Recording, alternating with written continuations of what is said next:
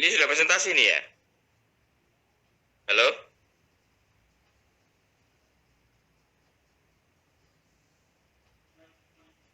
Halo? Presentasinya belum dimulai, Pak. Oh, sudah dimulai aja, tidak apa-apa. Dimulai aja. Belum dimulai, Mas. Persiapan. Kami masih menunggu Bapak tadi. Sudah bisa dimulai sekarang? Ya, dimulai sekarang aja. Dimulai. Ya. Oke. Assalamualaikum. Waalaikumsalam. Waalaikumsalam warahmatullahi wabarakatuh. Baik, karena Bapak dosen sudah sepertinya sudah ada di kelas Zoom Meet kita, jadi insya Allah kita lanjut saja ya. Kita mulai.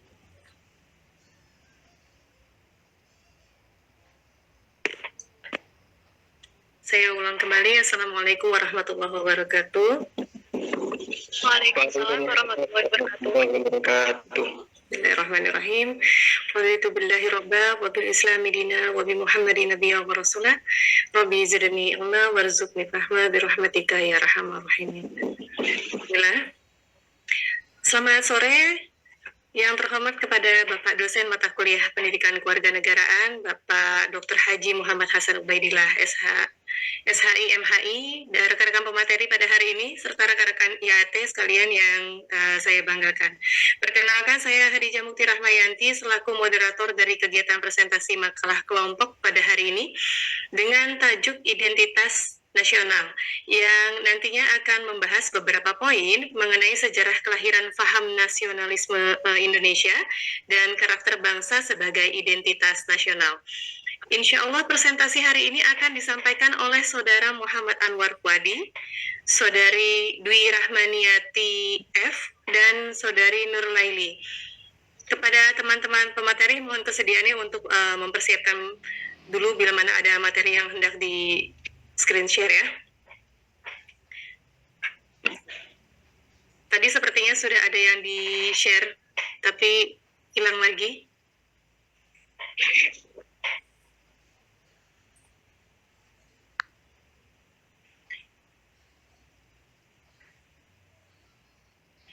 Dan agar tidak menyita banyak waktu, mari kita simak pemaparan presentasi pada hari ini. Kepada rekan-rekan kelompok presentasi, waktu Anda saya persilahkan. Terima kasih. Baik, assalamualaikum warahmatullahi wabarakatuh. Assalamualaikum warahmatullahi wabarakatuh. Warahmatullahi wabarakatuh. Bismillah, alhamdulillah, wassalatu wassalamu ala rasulillah wa ala alihi wa sahbihi wa man walah amma ba'du. Baik, langsung saja. Saya ingin mempresentasikan makalah yang telah kami buat, yaitu tentang identitas nasional. Pengertian identitas nasional. Konsep identitas nasional ataupun nation identity dibentuk oleh dua kata dasar, yaitu identitas. Identitas nasional ini berasal dari bahasa Inggris, yaitu identity, yang artinya itu bisa diartikan sebagai pengenal ataupun ciri-ciri ataupun tanda-tanda ataupun jati diri, gitu, bisa dikatakan seperti itu. Dan kalau nation ini bisa diartikan, nation berasal juga dari bahasa Inggris yang bisa diartikan sebagai bangsa atau seseorang yang berkebangsaan, yang hidup di suatu bangsa ataupun daerah, yang mana di situ mereka hidup dalam berbangsa dan bermasyarakat, gitu. Itu dalam konsep pengertian identitas nasional. Sedangkan dalam Kamus Besar KBBI, identitas itu merupakan ciri ataupun keadaan khusus seseorang ataupun jati diri. Identitas secara harfiah berarti ciri-ciri, tanda-tanda ataupun jati diri yang melekat pada seseorang yang membedakannya dengan pihak yang lain. Jadi identitas ini sangat penting untuk kita ketahui, karena identitas ini tidak hanya bisa diberlakukan kepada seseorang, tapi bisa juga diberlakukan kepada sekelompok orang ataupun sekelompok etnis tertentu, ataupun bisa diberlakukan kepada golongan tertentu, organisasi ataupun nasional ataupun negara seperti saat sekarang ini. Jadi kalau seumpamanya tidak ada identitas diri, semuanya kita sebagai seorang, sebagai manusia lah, sebagai manusia kalau tidak ada identitasnya maka sulit untuk dikenal, sulit untuk diketahui. Contohnya dalam mengetahui seorang, untuk mengetahui kenal seorang maka kita harus tahu siapa dia, siapa namanya, terus alamatnya dari mana, terus karakteristiknya seperti apa. Dan kalau dalam bentuknya itu, kalau dalam bentuknya orang itu, ya dia itu umpamanya mereka punya KTP ataupun mereka punya kartu SIM ataupun mereka punya NPWP, dan itu merupakan identitas diri. Dan kalau konsep identitas nasional itu berarti yang berkaitan dengan kebangsaan ataupun kenegaraan. Jadi apapun yang berhubungan dengan negara, berhubungan dengan bangsa, maka itu bisa dikategorikan sebagai identitas negeri, identitas negaranya. Contohnya dalam hal negara, kita hidup di Indonesia, yang mana Indonesia ini kan punya berbagai ragam budaya, tradisi, ataupun bahasa, yang mana dalam hal bahasa seumpamanya, mulai dari Sabang sampai Merauke kita punya ragam bahasa, ada bahasa Sunda, ada bahasa Jawa, Melayu, Madura, seperti semuanya saya punya bahasa Madura seumpamanya, dan mereka itu dari berbagai bahasa tersebut kita itu disatukan dalam satu bahasa nasional, yaitu bahasa Indonesia, yang mana bahasa Indonesia ini wajib dipelajari oleh seluruh rakyat Indonesia, wajib dipelajari oleh seluruh masyarakat warga negara Indonesia, dan juga harus diajarkan kepada anak didik kita sebagai penerus kita seumpamanya. Karena kan ini sebagai bahasa Indonesia berarti telah menjadi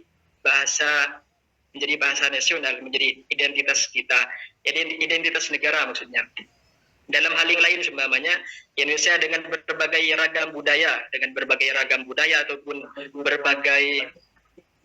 berbagai lagu-lagu daerah, mulai dari Sabang sampai Merauke kita punya lagu-lagu daerah tertentu, ada lagu Jawa, lagu Melayu seumpamanya. Dari berbagai lagu tersebut kita punya satu lagu nasional, yaitu lagu kemerdekaan bangsa Indonesia. Dengan lagu tersebut maka kita bisa bersatu supaya terwujud sila yang ketiga, yaitu persatuan rakyat Indonesia. Maka dengan lagu tersebut, dengan bahasa-bahasa yang telah berada di Indonesia ini, dengan ragam bahasa, dengan ragam budaya, dengan ragam lagu nasional gitu, lagu kebangsaan, maka kita dipersatukan dalam satu bangsa, satu daerah, satu negara gitu. Contoh dalam hal lain juga seumpamanya kita dalam bermasyarakat yang dimana kita berasal dari berbagai daerah, justru kita kan punya latar belakang budaya, ataupun kita punya yang namanya pakaian khas ataupun tradisi, keistimewaan dari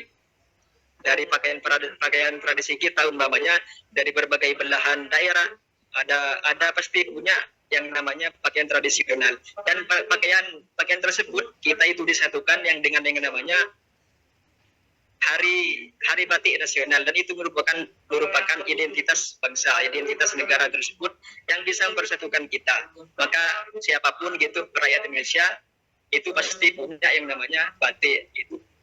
Makanya diperingati kemarin Hari Batik Nasional itu sebagai pemersatu, untuk mempersatukan bangsa agar bangsa itu tidak terpecah belah. Kalau seumpamanya Indonesia ini tidak punya identitas, maka akan mudah terpecah belah seperti terpecah belahnya negeri ataupun bangsa seperti Pakistan dan India, karena mereka dari identitas mungkin mereka masih kurang, sehingga terjadi perpecahan di antara mereka. Dan identitas ini selain penting gitu, wajib kita itu tidak terlalu tertarik dengan apapun yang ada di luar. Karena kalau seumpamanya terlalu tertarik dengan apa yang ada di luar, yang dimiliki oleh bangsa lain, yang dimiliki oleh negeri luar umpamanya, dalam hal lagu ataupun musik ataupun produk-produk, maka hal tersebut bisa mengurangi identitas kita sebagai warga negara Indonesia. Contohnya dalam hal umpamanya di negeri luar, kita sebagai warga negara Indonesia itu sering menyukai lagu-lagu barat umpamanya, sehingga kita itu mengabaikan lagu-lagu tradisional kita, lagu-lagu daerah kita, dan bahkan mengabaikan lagu-lagu kebangsaan kita. Dalam hal musik, dalam hal artis ataupun aktris dan lain sebagainya, banyak negeri kita di Indonesia ini sering membanggakan dan menyukai, mencintai orang-orang yang ada di luar sana, sehingga orang-orang di sini yang ada di Indonesia ini artisnya dilupakan sehingga mereka lebih cinta kepada negeri luar ataupun produk-produk luar. Sebenarnya kita sebagai warga Indonesia itu anak-anak sering mencintai produk luar daripada produk lokal sebenarnya, ataupun pakaian juga sama seperti itu. Dalam hal seumpamanya dalam sepak bola semuanya pasti dari kalangan anak-anak sekarang itu, kalau ditanya tentang siapa pemain bola terbaik, pasti mereka menyebutkan mereka kalau bukan Cristiano Ronaldo pasti Messi, kalau bukan Messi pasti Ronaldo gitu. Dan itu mereka itu tertarik kepada pemain yang ada di luar daripada pemain-pemain yang ada di dalam. Mengapa kok pemain yang ada di luar itu tertarik kepada pemain yang ada di Kenapa kok pemain orang Indonesia tertarik kepada pemain yang ada di luar? Karena di Indonesia ini tidak ada yang, bukan tidak ada sih, sebenarnya kurang berprestasi, mungkin dalam prestasi mungkin kurang, sehingga kita sebagai warga negara Indonesia lebih tertarik, lebih condong kepada orang-orang yang ada di luar sana. Maka dari situ ini adalah PR-nya negara sebenarnya, untuk menyadarkan rakyatnya agar mereka, masyarakatnya bukan hanya hidup dengan menjadi masyarakat ataupun warga negara yang baik, tapi juga menjadi warga negara yang cerdas juga, sesuai dengan nilai-nilai moral yang ada di dalam Pancasila. Mungkin itu saja. Selanjutnya kami serahkan kepada Mbak Maulidia tentang sejarah.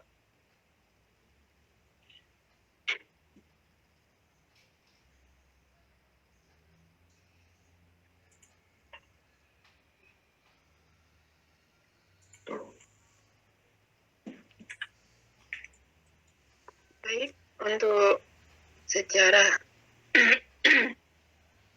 sejarah kelahiran paham nasionalisme Indonesia. Sejarah kelahiran paham nasionalisme Indonesia sebagai identitas kebangsaan Indonesia. Sejarah Indonesia telah membentuk identitas kebangsaan Indonesia ini menjadi unik. Identitas ini mencakup berbagai unsur yang mencerminkan kekayaan budaya,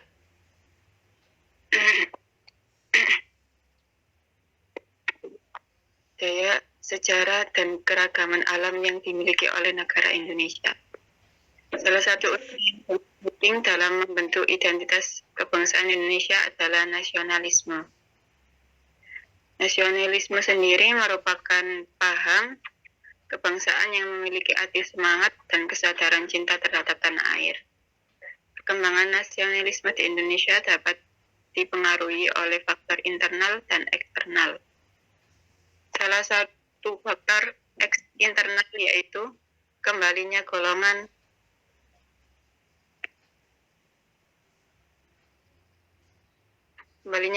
pertengahan dan kaum terpelajar, keinginan untuk melepaskan diri dari imperialisme.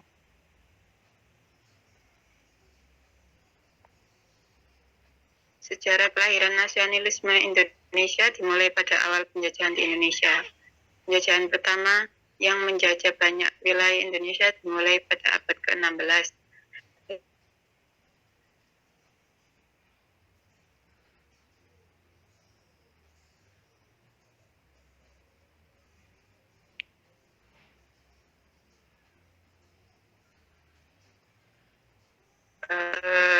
Berikut ini merupakan beberapa faktor yang menyebabkan lahirnya nasionalisme di Indonesia, yaitu salah satunya penderitaan panjang di bidang ekonomi, sosial, pendidikan, hukum, dan politik. Semangat bangsa-bangsa terjajah lainnya dalam meraih kemerdekaan seperti Filipina dan India.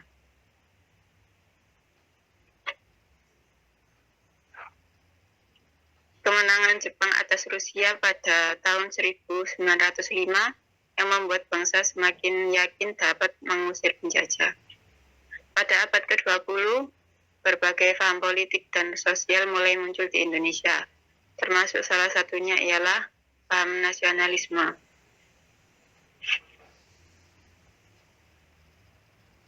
Nasionalisme adalah gagasan atau paham bahwa seluruh warga Indonesia harus bersatu dalam melawan penjajah dan menciptakan negara merdeka yang berdaulat. Pergerakan nasionalisme di Indonesia dimulai dengan berdirinya Budi Utomo pada 20 Mei tahun 1908 yang didirikan oleh Sutomo Cipto Mangkusumo, Gunawan, dan Tirto Kusumo di Jakarta. Budi Utomo adalah organisasi pergerakan nasional yang semula digagas oleh Dr. Wahidin Sudirohusodo, alumni Stovia yang sering berkeliling di kota-kota besar di Pulau Jawa. Berdirinya Budi Utomo memiliki beberapa dampak, diantaranya yaitu menandai awal gerakan untuk mencapai kemerdekaan Indonesia, menjadi simbol kebangkitan nasional yang diperingati sebagai Hari Kebangkitan Nasional, memicu munculnya organisasi pergerakan lain di Indonesia, dan menumbuhkan gerakan-gerakan pemuda untuk berjuang melalui pengajaran dan pergerakan organisasi.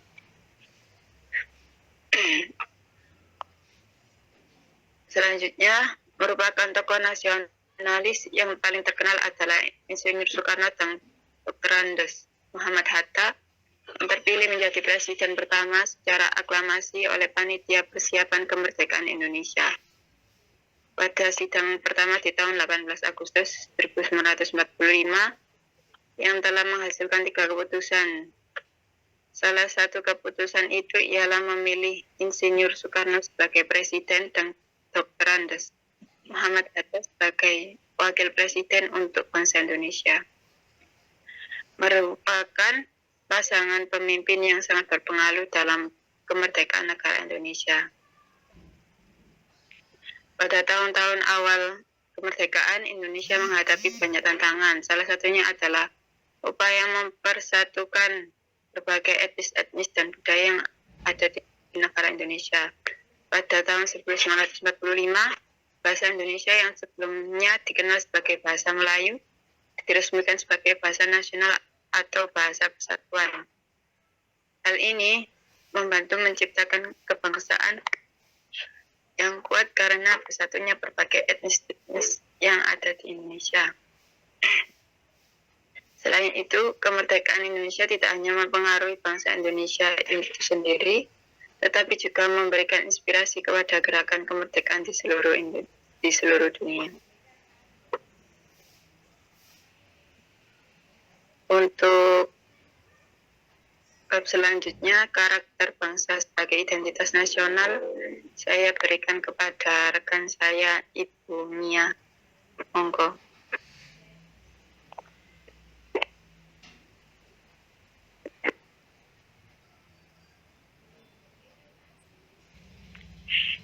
Baik, rekan-rekan semua, untuk kesimpulan dari makalah ini, segera saya sampaikan saja seperti identitas nasional,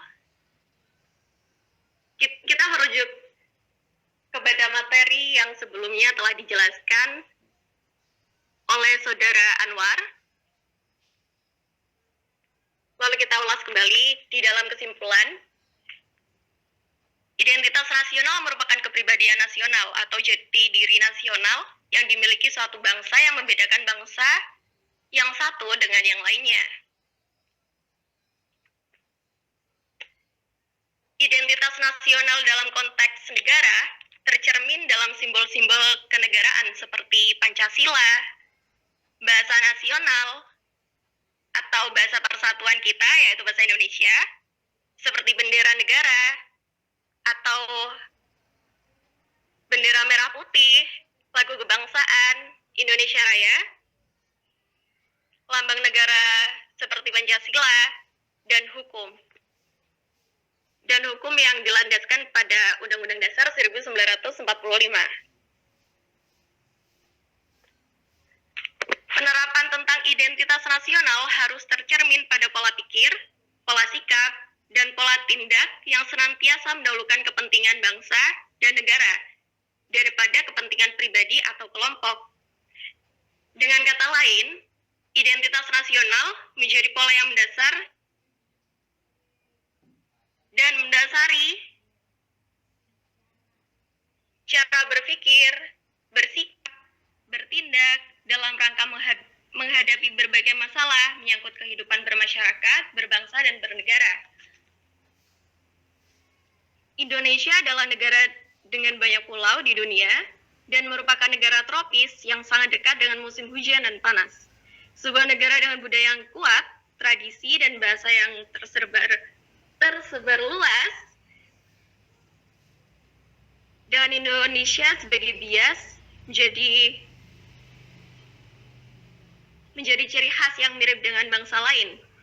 Identitas nasional sangatlah penting bagi suatu negara. Cara termudah untuk memahami identitas bangsa tertentu adalah dengan membandingkannya dengan bangsa lain, dengan mencari kesamaan hubungan saudara yang ada di dalam bangsa tersebut. Pendekatan tersebut dapat dengan mudah menghindarkan dari sikap kabalisme, yaitu sikap penekanan yang terlampau jauh, berlebihan pada setiap keunikan yang eksotik atau esoterik. Karena tidak ada satu bangsa pun di dunia ini yang mutlak berbeda dengan bangsa lain. Negara ini tidak mungkin hidup sendiri tanpa dikenal bangsa lain. Suatu negara pasti membutuhkan kerjasama dengan negara lain untuk memenuhi kebutuhan karena setiap negara mempunyai keterbatasan masing-masing.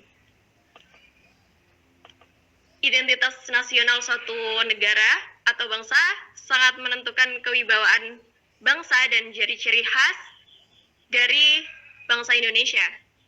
Identitas nasional akan memunculkan rasa saling hormat dan pengertian, sehingga tidak ada perbedaan antara negara, karena mempunyai kedudukan yang sejajar ini membuat setiap negara mengakui kedaulatan negara lain. Identitas kebangsaan ini terus berkembang dan berubah sesuai dengan tuntutan zaman, tetapi fondasinya tetap kuat. Generasi muda memainkan peran penting dalam memperkuat identitas nasional. Generasi Indonesia lebih terbuka dalam perkembangan global dan mendorong kesadaran akan pentingnya melindungi alam dan budaya di Indonesia. Dalam dunia globalisasi, negara Indonesia terus berjuang untuk mempertahankan dan mengembangkan identitas kebangsaannya melalui berbagai program pendidikan, promosi budaya, pameran budaya, dan pembangunan ekonomi yang mengikut sertakan semua unsur. Negara Indonesia terus mengukuhkan diri sebagai negara yang bangga dengan identitas kebangsaannya sendiri. Identitas kebangsaan Indonesia dari semangat perjuangan.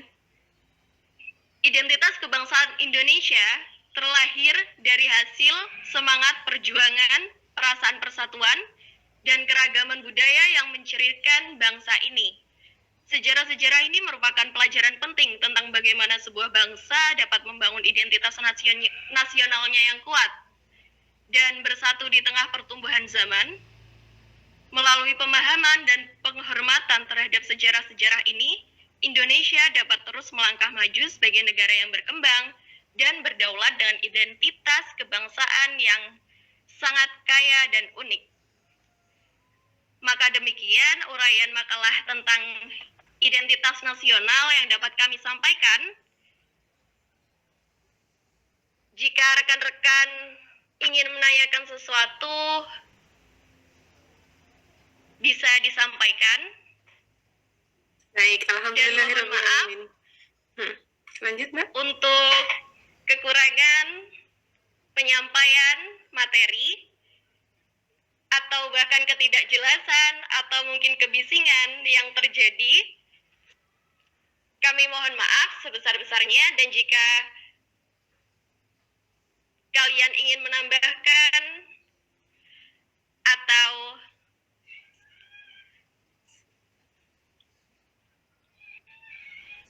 Mengoreksi. atau memperbaiki, kami persilahkan supaya kita semua dapat berkembang lebih baik lagi ke depannya untuk menyampaikan sebuah materi baik sebagai berikut. Baik, Alhamdulillahirrahmanirrahim. Terima kasih kepada teman-teman kelompok presentasi pada hari ini. Kita berikan aplaus secara virtual aja ya untuk presentasinya, Masya Allah. Dan berikutnya seperti tadi disampaikan oleh Mbak Mia, barangkali kita langsung masuk ke sesi tanya jawab. Bagi teman-teman yang memiliki pertanyaan atau ingin menanggapi makalah presentasi dari kelompok hari ini, waktu dan tempat saya persilahkan. Silakan, ada yang mau raise hand? Saya stop dulu share screen-nya ya. Atau mau dipakai mungkin Ibu Maulida atau Pak Anwar Fadi untuk ininya share screen-nya? Sudah, Pak, sudah. Sudah, baik, saya stop share ya. Oke. Baik, dari Bapak Ibu dan teman-teman sekalian, barangkali ada yang mau bertanya atau menanggapi, silakan raise hand atau bisa langsung open mic. Halo? Iya, silahkan. Mbak Siti Ayuni. Izin bertanya, perkenalkan nama saya Siti Ayuni Sula. Saya mau bertanya, tadi di awal disebutkan bahwa identitas nasional bangsa Indonesia itu mengalami distraksi oleh pengaruh bangsa luar, disebabkan pengaruh globalisasi. Nah, pertanyaan saya, langkah-langkah apa saja yang dapat diambil untuk menjaga identitas nasionalis bangsa Indonesia? Itu saja.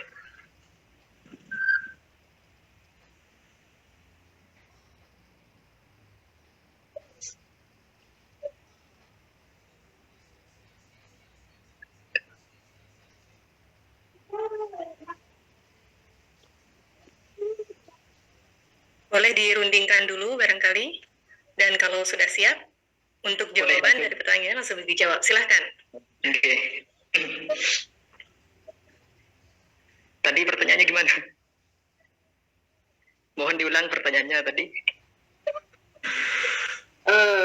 Tadi sudah disebutkan bahwa identitas nasional Indonesia itu mengalami distraksi oleh pengaruh negara luar, disebabkan globalisasi, era globalisasi. Langkah-langkah apa yang dapat diambil untuk menjaga identitas tersebut? Begitu.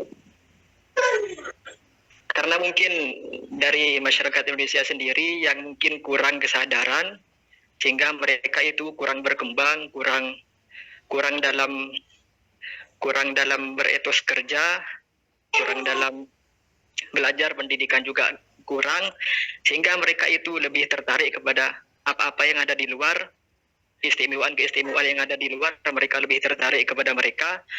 Dan juga langkahnya supaya mereka itu teralihkan kepada Indonesia ini, tidak condong kepada negeri yang luar lagi, supaya mereka teralihkan, itu langkahnya. Indonesia ini punya PR mungkin, agar supaya negara ini bisa memberikan kesadaran kepada masyarakatnya, agar masyarakat itu, supaya mereka itu belajar dengan rajin, tidak bermalas-malasan, ataupun kalau dalam hal lingkungan itu mereka tidak membuang sampah sembarangan, tidak suka merokok di tempat umum. Dalam pendidikan mereka itu sering bekerja keras, belajar dengan tekun, tidak malas gerak, sehingga bisa membuat mereka, masyarakat kita Indonesia ini, berkembang dan maju, unggul. Sehingga kalau sudah unggul, kalau sudah berkembang, maka nanti hasilnya akan membuahkan ataupun menghasilkan prestasi-prestasi, yang dari prestasi tersebut mungkin akan dikenal oleh banyak orang, sehingga mungkin negara luar juga akan memandang Indonesia sebagai, karena masyarakatnya telah mengharumkan nama negaranya. Mungkin dari kesadaran tersebut bisa mengalihkan ketertarikan kita, kecondongan kita kepada negeri luar, yang apa yang ada di luar bisa teralihkan kepada Indonesia ini. Mungkin hanya seperti itu yang bisa saya jawab. Mungkin Pak Dosen bisa memperbaiki, kalau ada yang perlu disempurnakan. Mungkin hanya begitu.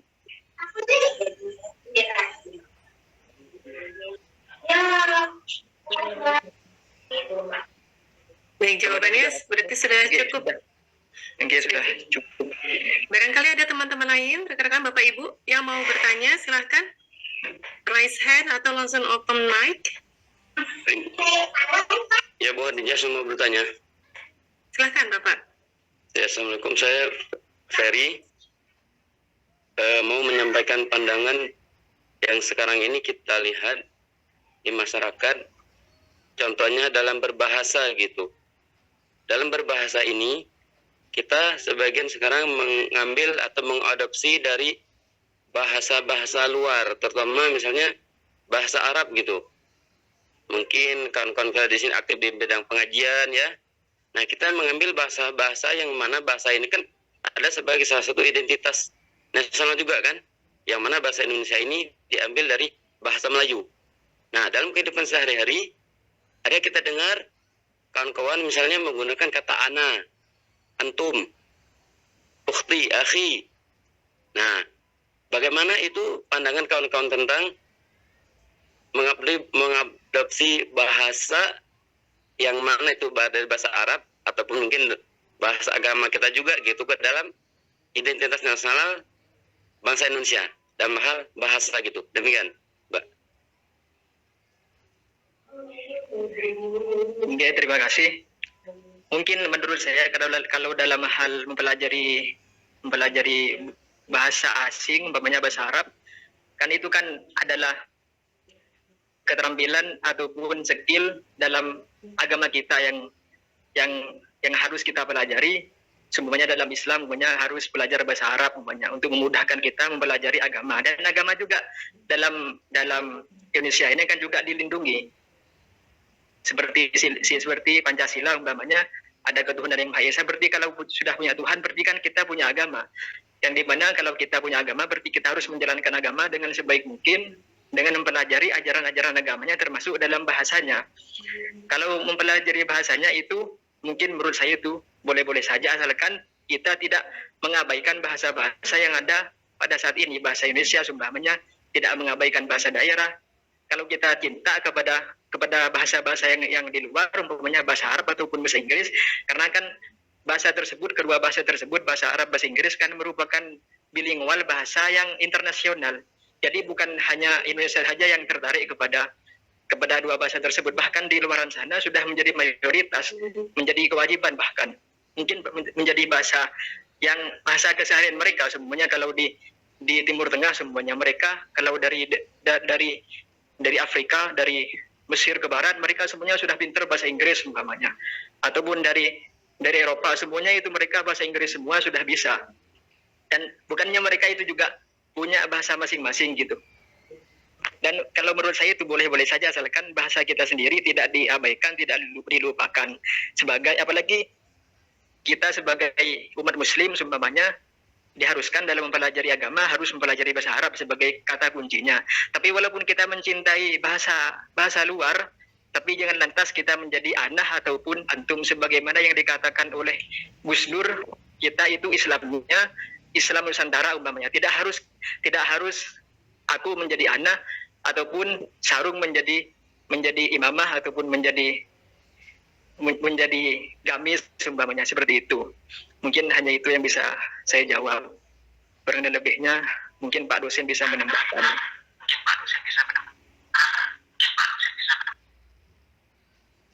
Baik. Jadi kalau saya boleh menanggapi, jadi kesimpulannya apapun yang dipelajari bahasanya, tapi tetap kita berpegangan pada identitas nasional ya. Karena sebenarnya bahasa dapat mempermudah urusan syiar dan dakwah kita, sebagaimana yang di China sekarang sudah banyak sekali Al-Quran yang ditranslate ke dalam bahasa China, begitu. Bagus sekali, luar biasa. Barangkali ada lagi teman-teman atau Bapak Ibu yang mau bertanya sebelum saya kembalikan ke Bapak dosen.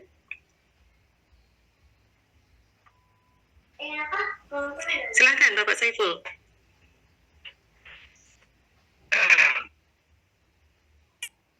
Assalamualaikum warahmatullahi wabarakatuh. Perkenalkan, nama saya Saiful Absur. Saya mau bertanya pemateri. Tadi pemateri menyampaikan untuk menjaga, salah satu cara untuk menjaga identitas bangsa itu adalah kita tidak terlalu tertarik dengan apa yang datang dari luar, ya termasuk budaya atau yang lain. Nah, yang jadi pertanyaan saya, bagaimana pendapat pemateri dengan adanya polemik naturalisasi timnas Indonesia? Karena timnas Indonesia ini kan mewakili dari identitas bangsa Indonesia. Ini kebetulan kita lihat bagaimana hampir 90% pemain timnas Indonesia itu adalah pemain naturalisasi. Atau nuan. Ada yang cabutan dari MU juga ya kemarin. Luar biasa. Monggo silakan ditanggapi oleh pemateri pada hari ini. Bagaimana tanggapannya mengenai naturalisasi yang terjadi di timnas, kurang lebih ya, timnas Indonesia. Silahkan. Ya mungkin kalau menurut saya pribadi itu mungkin tidak apa-apa sih sebenarnya, karena kan sepak bola Indonesia ini kan sebagaimana kita ketahui bahwasanya presidennya adalah Erick Thohir sebagai organisasi tersendiri. Walaupun dari pelatihnya itu berasal dari Korea semuanya, walaupun pelatihnya berasal dari luar dan pemain-pemainnya berasal dari luar, tetapi walaupun mereka berasal dari luar kan mereka juga bermain di tanah Indonesia. Jadi mereka juga bermain bukan bermain untuk negeri mereka, tapi bermain untuk negeri kita, untuk mengharumkan nama kita. Jadi walaupun kita semuanya dalam hal naturalisme kayak gini mungkin tidak apa-apa, kan juga untuk keharuman bangsa kita tersendiri. Mungkin itu saja. Mungkin Mbak Maya ataupun Pak Muludia semuanya bisa menjelaskan menanggapinya yang lebih detail gitu. Silakan, dipersilahkan waktunya.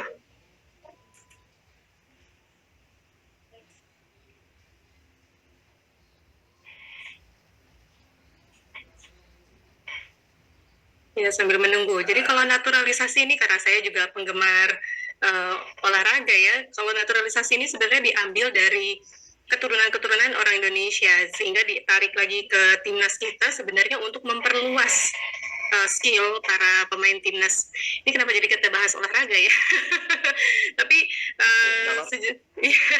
tapi karena dengan begitu akhirnya kita jadi banyak belajar hal, karena kan memang perintah Rasulullah juga untuk belajarlah hingga ke negeri Cina, yaitu belajar untuk setiap konteks yang berbeda biar kita belajar lebih luas lagi mengenai budaya yang bersimpangan dengan budaya kita. Ibu Maulida mungkin dan Ibu Mia, ada yang mau ditanggapi kembali?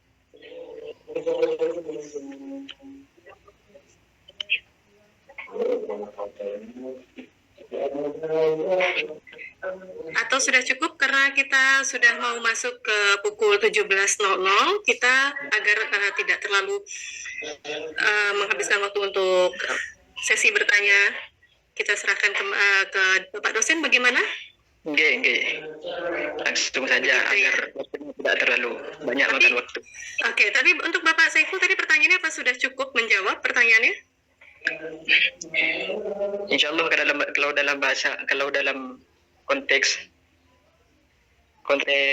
olahraga seperti itu juga banyak kan, bukan hanya sepak bola, bahkan juga di luar sana, juga di luar negeri juga banyak pemainnya itu bukan asli dari mereka.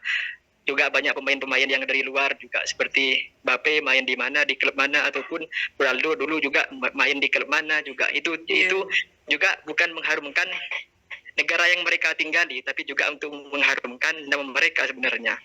Tapi kalau masalah seperti itu gak apa-apa, karena juga olahraga yang lain juga banyak yang pemainnya itu bukan asli dari penduduk Indonesia. Naturalisasi ya.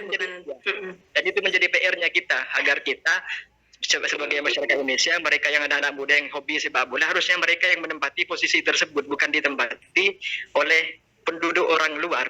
Bukan pelatihnya semuanya orang keluar, semuanya harus kita semuanya sebagai anak muda yang hobi sepak bola harus meningkatkan kualitas kita, perkembangan kita agar bisa menjadi orang yang ada di posisi tersebut umpamanya.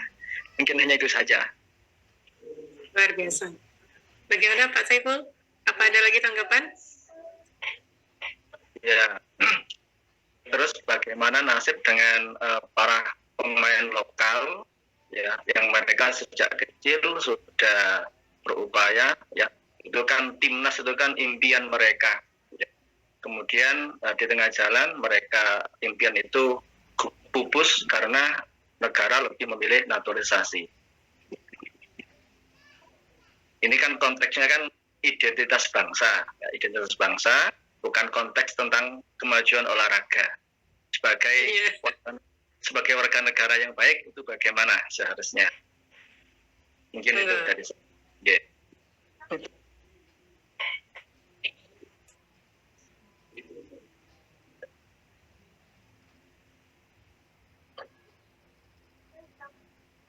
Mungkin Mbak Maya ataupun Mbak Maulidiyah bisa menanggapi.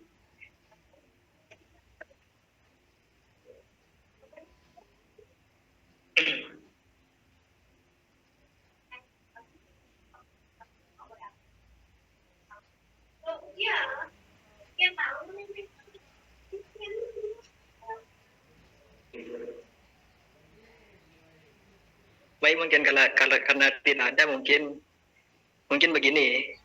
Karena mungkin kenapa kok nasib anak-anak muda sekarang yang hobi sepak bola mereka itu tidak menjadi orang yang di posisi tersebut, mengapa kok mereka itu tidak dipilih seumpamanya?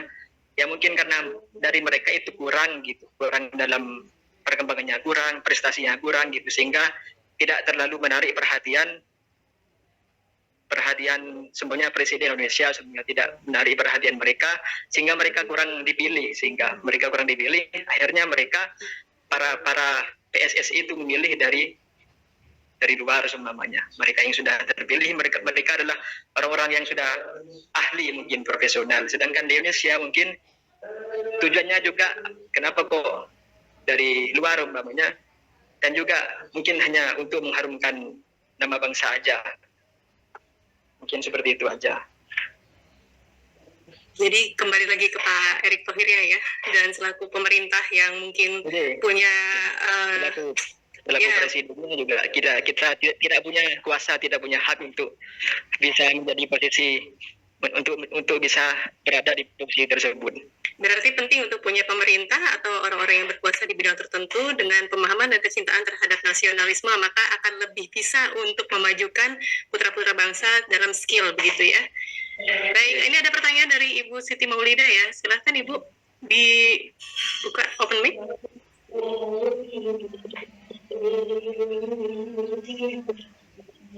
Ibu Siti Maulida? Ya, silahkan. Kenalkan,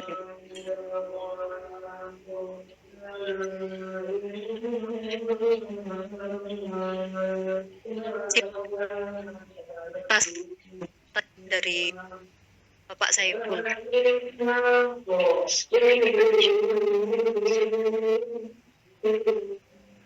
Sebagai identitas negara, realisasi pada ini apa? Apa ada tanggapan dari Mbak Mia ataupun Bu Maulidiyah?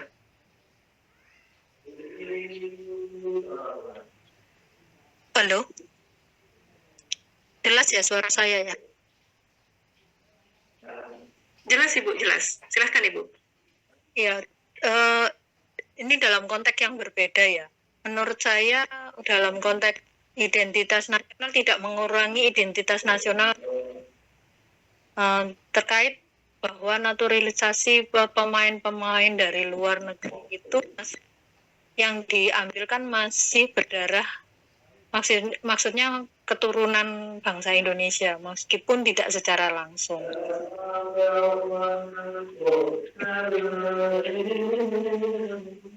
Dari istilahnya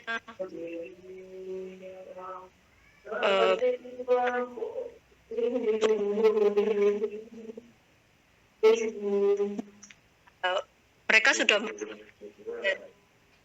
mewakili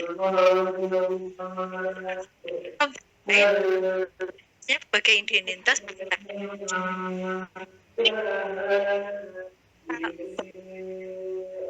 negaranya, tidak mewakili. Ibu Maulida, mohon maaf untuk suaranya sepertinya terputus-putus. Barangkali nanti pertanyaannya bisa di drop di kolom chat ya. Dan nanti mungkin bisa ditanggapi kembali oleh pemateri ataupun bisa langsung dijawab oleh Bapak dosen karena waktu kita sudah menunjukkan 17.00, waktunya kita mendengarkan sedikit banyaknya materi dari Bapak dosen juga. Begitu ya, saya kira. Baik. Mohon maaf, barusan ada yang nelpon di sini. Jadi kedengarannya speakernya di sini kecil lah biasa aja. Ya, walaupun dibesarin tetap kecil. Karena ada yang nelpon barusan di WA. Jadi gak kedengaran waktu nanya. Oke, emang suaranya putus-putus kok. Baik, ini Bapak sudah bersama kita semua, teman-teman semua. Baik, saya persilahkan untuk Bapak dosen waktunya. Baik, terima kasih. Assalamualaikum warahmatullahi wabarakatuh.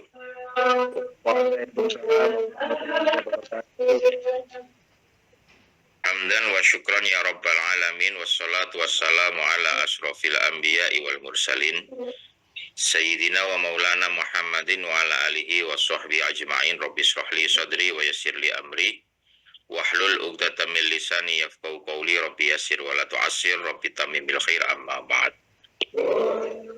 Ketika kita berbicara tentang identitas, kira-kira apa yang kemudian ada di benak kita dan ada di pikiran kita?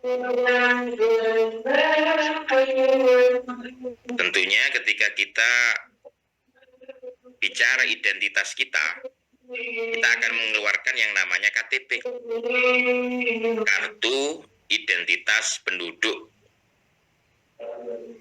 Maka identitas adalah tanda pengenal, ciri-ciri yang melekat kepada kita. Ketika kita bicara masalah identitas nasional, maka tentu ada tanda pengenal, ciri-ciri dari suatu bangsa, suatu peradaban, suatu komunitas. Maka ketika kita setback ke belakang, sebelum Indonesia merdeka, bahwa Indonesia itu sudah banyak kerajaan-kerajaan, pemerintahan-pemerintahan yang ada sebelum Indonesia merdeka. Kita mengenal kerajaan-kerajaan besar yang ada di Nusantara ini, mulai dari Kerajaan Tarumanegara, Kerajaan Sriwijaya yang angkatan lautnya begitu luar biasa berpengaruh di dunia saat itu, dan juga tentunya Kerajaan Majapahit yang kekuasaannya, kalau kita lihat peta saat ini, ya, wilayah Majapahit itu mulai dari Jawa, Sumatera, Kalimantan, wilayah Indonesia saat ini sampai ke Thailand, Singapura, Malaysia, dan sebagian Filipina itu masuk pada kekuasaan Kerajaan Majapahit. Artinya begitu luar biasa saat itu kejayaan dari bangsa Nusantara. Tentu ini penting sekali untuk dasar bagaimana kita mengenal identitas nasional kita. Setelah bangsa Indonesia diproklamasikan pada tanggal 17 Agustus 1945, maka tentu budaya peradaban yang ditinggalkan oleh kerajaan-kerajaan masa lalu itu tidak bisa ditinggalkan. Mulai dari kebiasaan atau kebudayaan era Sriwijaya, era Majapahit, era Kerajaan Mataram yang ada di Jawa Tengah sana dengan Candi Borobudurnya, maupun ketika era kerajaan-kerajaan Islam mulai dari Demak, Pajang, Mataram Islam, itu semuanya tidak bisa kemudian ditinggalkan begitu saja. Karena kalau kemudian itu kita abaikan, maka kita sebagai bangsa itu disebut ahistoris, bangsa yang tercerabut dari akar budayanya. Untuk itulah mengenal identitas bangsa Indonesia, mengenal identitas nasional kita, itu tidak bisa dipisahkan dari kebudayaan dan peradaban-peradaban masa yang lalu. Maka para founding fathers kita, para pendiri bangsa kita itu meramu kebudayaan, peradaban pada masa yang lalu itu dengan Pancasila sebagai saripatinya. Karena memang ketika kita mengacu kepada kitab-kitab lama, misalkan Sutasoma, Negara Kertagama, dan juga Mahabharata yang bukan versi India tapi versi Nusantara, itu di sana ada kemiripan-kemiripan dengan konstitusi yang ada di bangsa ini. Contoh, kita mengenal bahwa Pancasila itu terdiri dari 5 sila atau 5 dasar yang merupakan saripati dari identitas nasional bangsa yang disarikan dari peradaban-peradaban umat-umat terdahulu. Pancasila, sila pertama adalah ketuhanan yang Maha Esa. Sejak awal keberadaannya bangsa Indonesia, itu sudah mengenal keberadaan Tuhan. Walaupun toh ketika bangsa Indonesia masih belum mengenal agama-agama samawi, tapi bangsa Indonesia sudah mengenal yang disebut agama Kapitayan, yang oleh saat ini orang disebut sebagai agama animisme atau dinamisme, yang itu kalau menurut bahasanya Profesor Agus yang merupakan guru besar sejarah yang dari UNESA itu, dari UNESA maupun dari UM Malang, itu agama Kapitayan. Anda bisa baca Atlas Wali Songo, ya, agama Kapitayan itu seperti apa. Artinya nenek moyang bangsa Indonesia itu sejak dulu sudah mengenal yang namanya Tuhan, yang disebut Sang Hyang Widi, Sang Hyang Tunggal. Maka ketika agama-agama samawi itu datang ke Indonesia, baik itu agama Buddha, Hindu, Islam, Kristen, Protestan, bangsa Indonesia sudah mengenal sebenarnya tentang Tuhan itu yang disebut Sang Hyang Widiwasa atau Sang Hyang Widi. Maka ketuhanan yang Maha Esa ini meramu kepercayaan yang ada pada era-era sebelum bangsa Indonesia merdeka. Agama-agama yang berkembang di Indonesia itu mengakui bahwa Tuhan itu satu. Maka rumusan sila pertama tidak bisa tercerabut dari kebudayaan dan peradaban pada masa lalu. Sehingga ketika kita bicara bangsa Indonesia, pasti bangsa yang beragama. Pasti bangsa yang mengenal Tuhan. Maka disematkanlah identitas dalam Pancasila itu bahwa sila pertama merupakan sila yang merupakan ramuan atau intisari dari kepercayaan-kepercayaan bangsa umat-umat sebelum bangsa Indonesia diproklamirkan atau diproklamasikan. Begitu juga yang namanya ketuhanan yang Maha Esa, kemanusiaan yang adil dan beradab, persatuan Indonesia, kerakyatan yang dipimpin oleh hikmah kebijaksanaan dalam permusyawaratan perwakilan dan keadilan sosial bagi seluruh rakyat Indonesia, itu merupakan saripati dari peradaban, kebudayaan, tradisi dari masyarakat Indonesia pada era-era sebelum Indonesia diproklamasikan menjadi Negara Kesatuan Republik Indonesia. Maka ketika kita kemudian berpikir atau kemudian kita itu mengatakan bahwa apa sih identitas bangsa Indonesia itu? Yaitu bangsa yang mengikuti atau menjadikan Pancasila sebagai ideologi bangsanya. Di sana dilambangkan sebagai burung, nggak ada burung Garuda.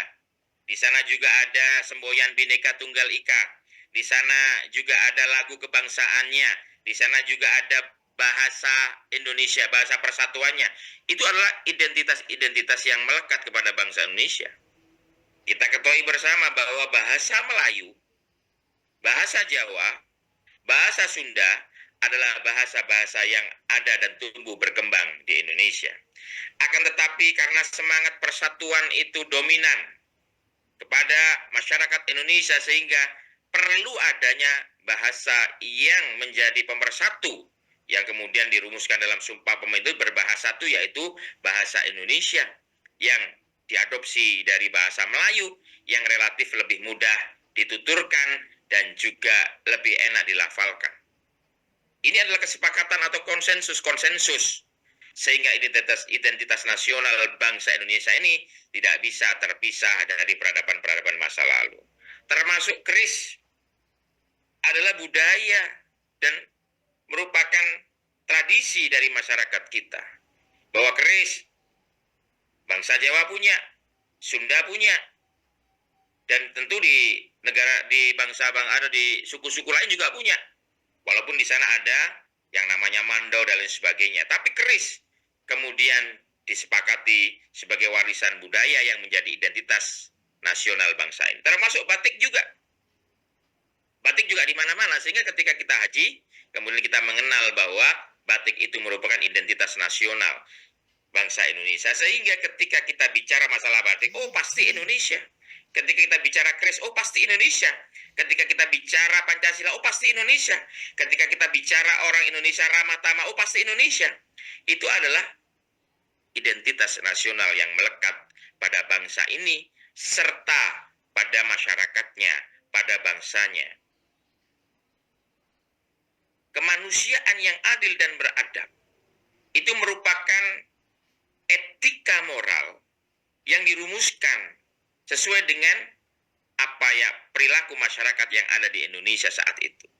Beradab itu berarti dia mempunyai keadaban, mempunyai akhlakul karimah, mempunyai unggah-ungguh. Jadi kemanusiaan, orang Indonesia itu menghargai dan memanusiakan manusia. Kalau Anda tidak mau disakiti, jangan menyakiti, itu namanya memanusiakan manusia. Yang adil itu setara. Artinya kita sama-sama berdiri. Ketika kita tidak mau disakiti, jangan menyakiti. Kita berdiri equality before the law, setara dalam hukum, setara dalam hal apapun. Itu namanya kemanusiaan yang adil dan beradab, dan tentunya mempunyai etika di sana. Maka di sini identitas nasional adalah sesuatu yang mencerminkan secara nasional ketika bangsa-bangsa lain memandang Indonesia, melihat Indonesia seperti apa, yaitu adalah yang tercermin dalam lambang-lambang negara maupun peraturan konstitusi regulasi yang ada oleh identitas nasional, termasuk juga hasil peradabannya, misalkan keris, batik, kemudian kesenian-kesenian yang ada, itu merupakan bagian dari identitas nasional, walaupun pada dasarnya itu merupakan peradaban atau kebudayaan dari suku yang ada di Nusantara saja. Misalkan keris itu identik dengan Jawa misalnya, batik itu merupakan identik dari Jawa. Akan tetapi karena batik itu sudah merupakan konsensus menjadi identitas nasional, maka ada yang namanya Hari Batik. Nah, menjadi identitas kita. Kemudian keris karena diakui sebagai warisan budaya dunia, menjadi identitas nasional kita juga. Sehingga ketika kita ngomong keris, oh pasti itu identitasnya bangsa Indonesia. Artinya bahwa nilai-nilai yang terkandung dalam bangsa ini, yang terumuskan dalam berbagai macam lambang negara, mulai dari ideologi bangsa, simbol-simbol negara, itu merupakan identitas nasional kita, termasuk bahasa persatuan ini adalah identitas nasional. Saat ini eranya era namanya post-truth, era pasca kebenaran, era disrupsi, di mana saat ini peradaban dan kebudayaan luar begitu masif menyerang tidak hanya di Indonesia, tapi di belahan manapun. Maka ini menjadi tantangan yang luar biasa bagaimana bangsa Indonesia tetap mempertahankan identitas nasionalnya sebagai bangsa yang dikjaya, bangsa yang unggul, bangsa yang berperadaban. Maka jangan sampai kemudian era disrupsi, era post-truth ini membuat kita tercerabut dari nilai-nilai akar budaya yang menjadi identitas nasional kita.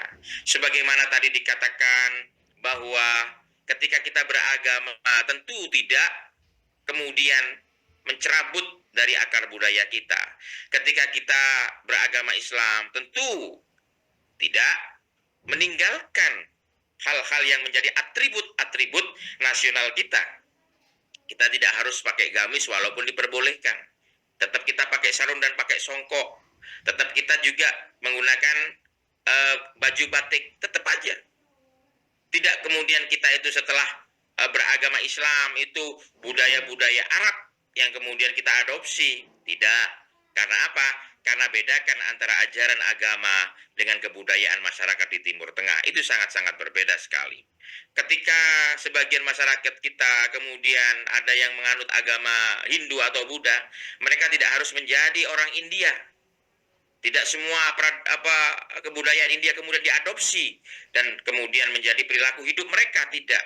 Mereka tetap menjadi bangsa Indonesia. Begitu juga ketika mereka memeluk agama atau keyakinan Katolik maupun Protestan. Dia tidak menjadi orang Eropa atau orang Barat. Tidak.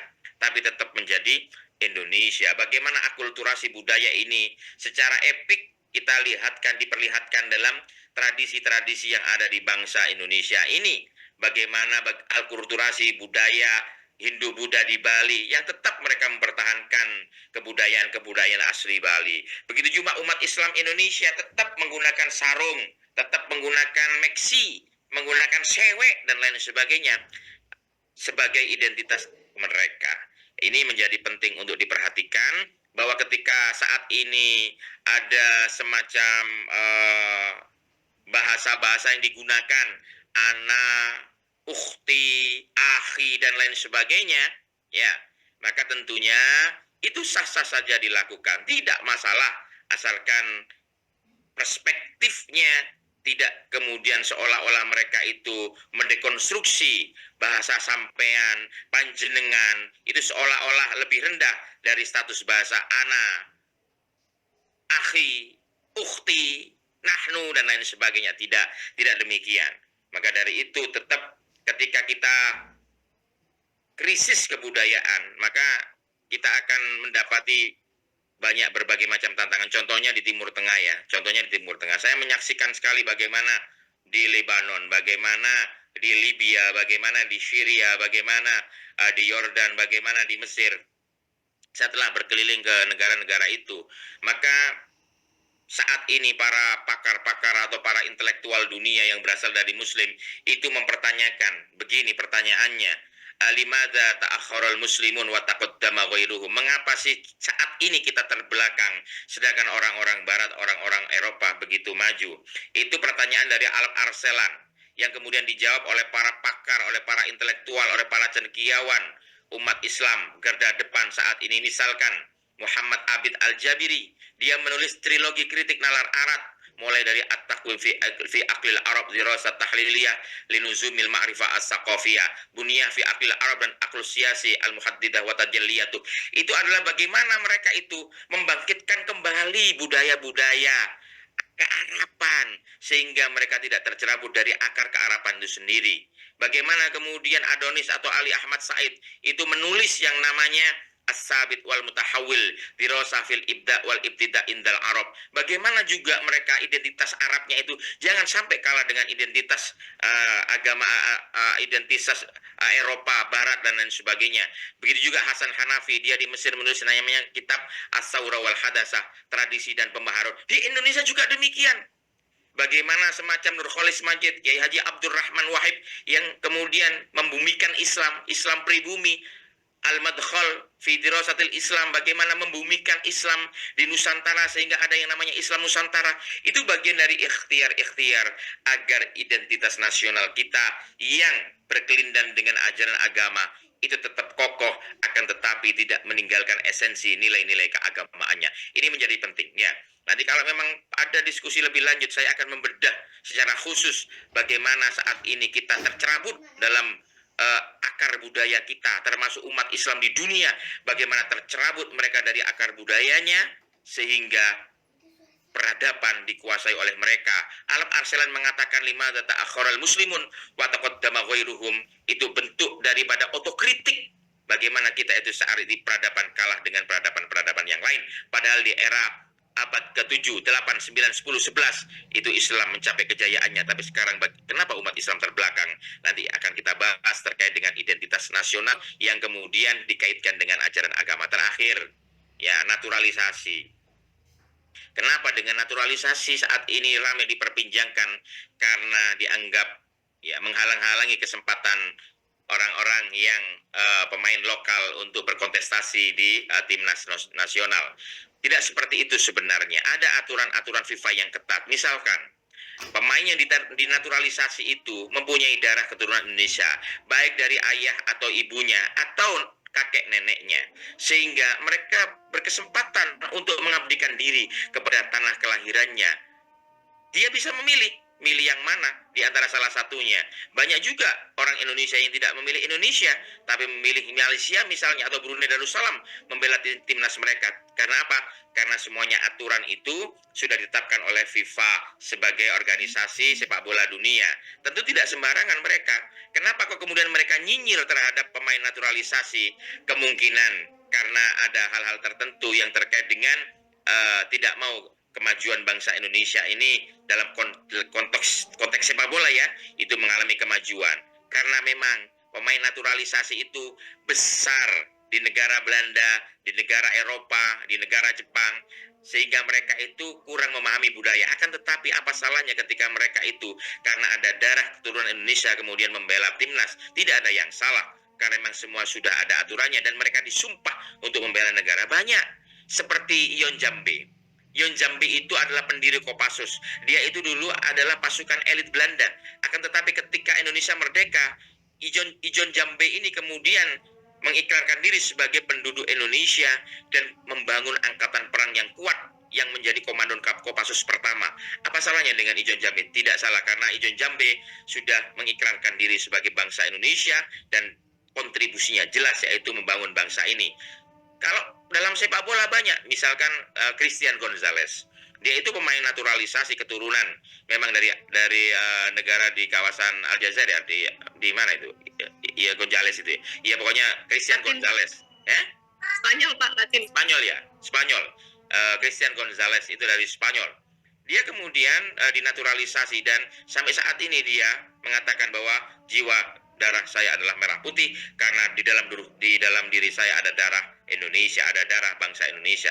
Saya kira hal-hal seperti itu diperdebatkan perlu, akan tetapi nasionalisme tetap menjadi keutamaan atau menjadi sesuatu yang harus dipertahankan. Sehingga apabila ada pemain yang dinaturalisasi kemudian mereka itu berkomitmen membangun bangsa ini, maka tentunya itu tidak bisa kemudian kita anggap sepele atau tidak bisa kita kritisi, karena memang ada aturan mainnya terkait dengan persoalan itu. Sehingga perdebatan masalah naturalisasi kita kembalikan saja kepada pribadi-pribadi yang menilai, kepada aturan main yang ada, sehingga persoalan itu tidak kemudian memecah belah bangsa ini, sehingga semangat sepak bola yang dibangun saat ini itu menjadi terkikis, sehingga keandalan atau kebanggaan kita sebagai sebuah bangsa itu akan tercerabut. Saat ini tuh orang biasa ya, menikah dengan bangsa lain biasa, ya. Tinggal mereka memilih kewarganegaraannya di mana, memilih Indonesia atau memilih negara yang lain. Itu tergantung dari pribadi masing-masing. Kalau mereka memilih Indonesia, alhamdulillah, mereka berkontribusi dengan alhamdulillah. Pemain-pemain bulu tangkis juga banyak yang naturalisasi. Pemain Indonesia yang kemudian pindah hijrah karena lebih dijanjikan uang di sana, di negara lain. Ya mereka karena semangat patriotismenya lemah, nasionalismenya lemah, mereka lebih memilih hidup nyaman di negara lain sehingga meninggalkan negaranya sendiri. Saya terakhir ya, saya ketika kuliah di S2 di waktu mengambil program Magister Science MSI-nya di UNER itu, ada seorang dosen saya namanya Profesor Hayono Suyono. Dia mengatakan begini, kalau saya mau dan teman-teman saya mau, saya sudah digaji besar untuk menjadi pakar-pakar di Jerman maupun di Amerika Serikat atau di Prancis atau di negara-negara yang lain. Akan tetapi saya lebih memilih pulang ke Indonesia untuk membangun bangsa ini karena saya adalah Indonesia, tumpah darahku adalah Indonesia. Termasuk ketika saya ngajar di Narotama, di sana saya punya dosen atau saya mewakili seorang dosen yang ketika saya ditawari, kalau sampai mau ngajar di Malaysia atau di Brunei Darussalam, kamu 1 bulan bisa dikasih 200 sampai 300 juta. Sedangkan kamu di sini 1 bulan hanya digaji sekitar 10 sampai 20 juta. Apa kamu mau di sana? Tidak. Saya tetap mengajar di Indonesia. Karena apa? Karena kecintaanku kepada bangsa ini. Karena saya belajar di Mesir, belajar di mana-mana atas beasiswa dari rakyat Indonesia, atas pajak dari rakyat Indonesia. Sehingga di sini kemudian menjadi penting untuk kita itu tahu diri bahwa ketika kita berkontribusi terhadap bangsa ini, tentu itu adalah merupakan lahan ibadah dan amal jariah untuk kita semuanya. Saya kira seperti itu, Mbak. Kurang lebihnya mohon maaf. Bisa ditutup? Baik, alhamdulillah, terima kasih. Bapak dosen, hari ini materinya bikin saya cukup baper, Pak, kalau kata Bunda, karena saya sendiri adalah keturunan campuran Bapak Arab Jawa, Ibu Sunda Cina, muka Thailand, Pak, saya. Jadi, oh iya. Makanya baik. Pak, lain dari yang lain kayaknya ya. Masya Allah. Karena ini kita juga sudah azan maghrib, teman-teman sekalian. Saya terima kasih kepada Bapak dosen, Bapak Dr. Haji Hasan Ubaidillah, SHI, MSI, atas waktunya di tengah-tengah kesibukannya pada hari ini. Dan selaku moderator, saya mohon maaf apabila ada kekurangan ataupun banyaknya kesalahan dalam penyampaian. Berarti ini sudah bisa ditutup ya, Pak ya? Ya, bisa ditutup. Silakan ditutup. Baik. Maka kegiatan presentasi pada hari ini saya tutup. Mari kita sama-sama membaca doa kafaratul majelis sebelum kita meninggalkan kelas atau live group. Subhanallahumma wa bihamdika, asyhadu an la ilaha illa anta, astaghfiruka wa atubu ilaik. Terima kasih. Selamat berjumpa lagi di presentasi berikutnya. Saya Hadijah Muhti Rahmayanti, mohon pamit undur diri. Wassalamualaikum warahmatullahi wabarakatuh. Waalaikumsalam. Warahmatullahi wabarakatuh.